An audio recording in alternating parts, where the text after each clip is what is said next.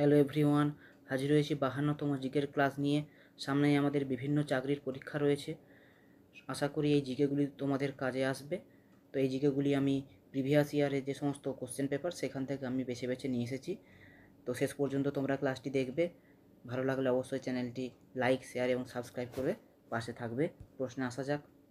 নিরক্ষরেখার উত্তর বা দক্ষিণে অবস্থিত কোনো স্থানের কৌণিক দূরত্বকে বলা হয় অক্ষাংশ, দ্রাঘিমাংশ, আন্তর্জাতিক তারিখ রেখা, কোনোটিই নয়। সঠিক উত্তর কোনটি হবে? অপশান এ, অক্ষাংশ। পূর্ব পশ্চিমে হলে সেটা হয়ে যাবে দ্রাঘিমাংশ। পরের কোশ্চেন, একটি কয়েন যাকে কোনো পাত্রের তলদেশে রাখা হয়েছে, পাত্রটিকে ধীরে ধীরে জলপূর্ণ করলে কয়েনটি উপরের দিকে উঠে আসে বলে মনে হয়। তার কারণ আলোর প্রতিসরণ, আলোর প্রতিফলন, আলোর বিদ্যুতি নাকি আলোর সমাবর্তন? তো সঠিক উত্তর কোনটা হবে? অপশান এ, আলোর প্রতিসরণের জন্য এরকমটা মনে হয়। পরের প্রশ্ন, সরকারের তৃতীয় অঙ্গের নাম হলো আইন বিভাগ, শাসন বিভাগ, বিচার বিভাগ নাকি সংবাদ মাধ্যম? সঠিক উত্তর হবে অপশান সি, বিচার বিভাগ। তো প্রথমটি হলো আইন বিভাগ, দ্বিতীয়টি শাসন বিভাগ, তৃতীয় অঙ্গের নাম হলো বিচার বিভাগ।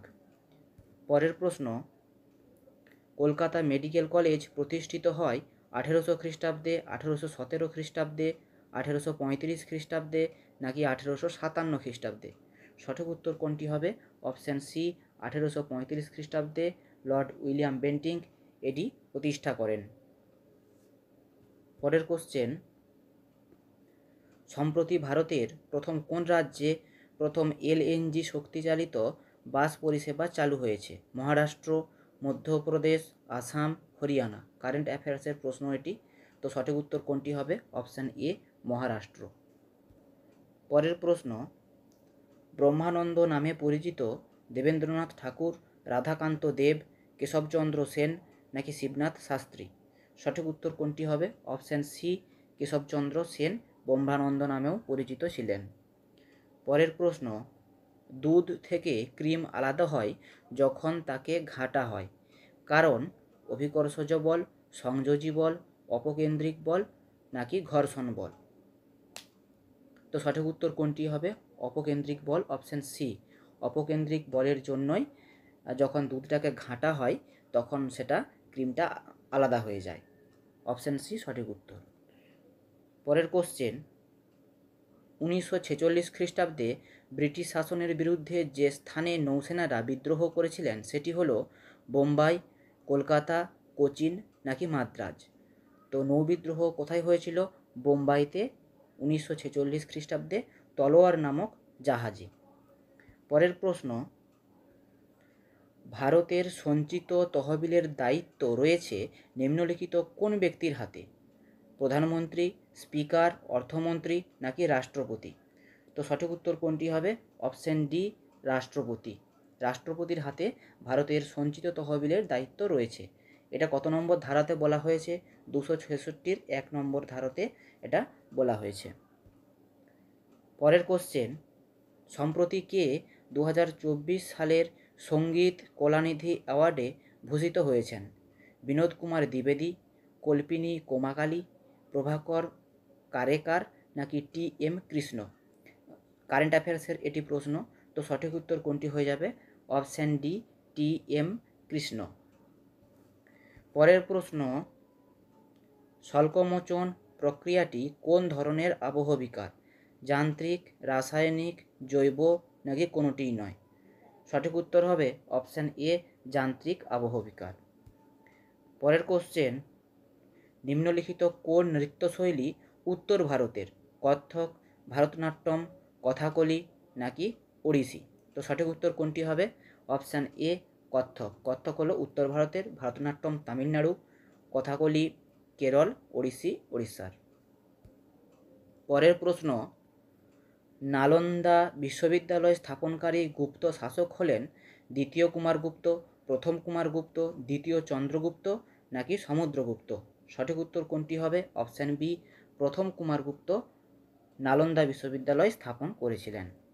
পরের কোশ্চেন, ভারতীয় সংবিধানের কত নম্বর ধারা অনুযায়ী ভারতের প্রত্যেক রাজ্যে একজন করে রাজ্যপাল থাকবেন? 152 নম্বর ধারা, 153 নম্বর ধারা, 154 নম্বর ধারা নাকি 155 নম্বর ধারা? সঠিক উত্তর কোনটা হবে?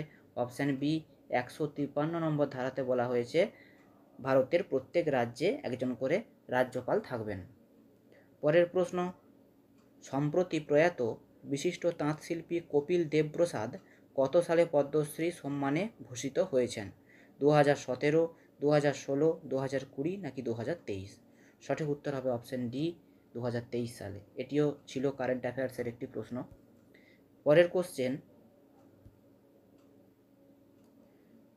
পরের প্রশ্ন, কে এম কারিয়াপ্পা কে ছিলেন? প্রথম ভারতীয় কমান্ডার ইন চিফ, প্রথম সেনাবাহিনী প্রধান, প্রথম নৌবাহিনীর প্রধান নাকি প্রথম বিমান বাহিনীর প্রধান? তো সঠিক উত্তর কোনটি হবে? অপশান এ, প্রথম ভারতীয় commander in chief. Option A সঠিক উত্তর। পরের কোশ্চেন, সমুদ্রবায়ু সবচেয়ে বেশি বেগে প্রবাহিত হতে থাকে সন্ধ্যাবেলায়, দুপুরবেলায়, ভোরবেলায় নাকি মধ্যরাতে? সঠিক উত্তর কোনটি হবে? অপশান বি, দুপুরবেলায়।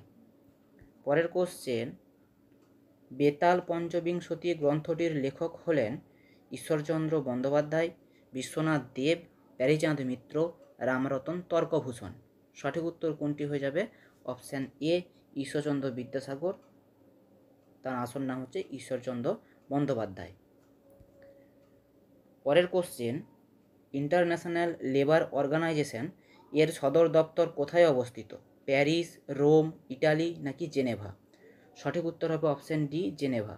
এটি 1919-এ স্থাপিত হয়েছিল। পরের কোশ্চেন, কবে ইন্টারন্যাশনাল ডে অফ হ্যাপিনেস পালিত হলো? 20 মার্চ, 23 মার্চ, 22 মার্চ, 24 মার্চ? সঠিক উত্তর কোনটা হবে? Option A, 20 March. পরের কোশ্চেন, সালোক সংশ্লেষ প্রক্রিয়ায় কোন প্রকার শক্তির রূপান্তর ঘটে? বৈদ্যুতিক শক্তি থেকে রাসায়নিক, আলোক শক্তি থেকে রাসায়নিক, রাসায়নিক শক্তি থেকে আলোক শক্তি, তার থেকে বৈদ্যুতিক শক্তি নাকি আলোক শক্তি, বৈদ্যুতিক শক্তি, রাসায়নিক শক্তি? সঠিক উত্তর কোনটা হয়ে যাবে? অপশান বি, আলোক শক্তি, রাসায়নিক শক্তি। বৈদ্যুতিক শক্তি এখানে কোথা থেকে আসছে? বৈদ্যুতিক শক্তি হবে না, তাই যেগুলো বৈদ্যুতিক শক্তি থাকছে সেই অপশানগুলো বাদ, থাকছে শুধু অপশান বি, আলোক শক্তি ও রাসায়নিক শক্তি।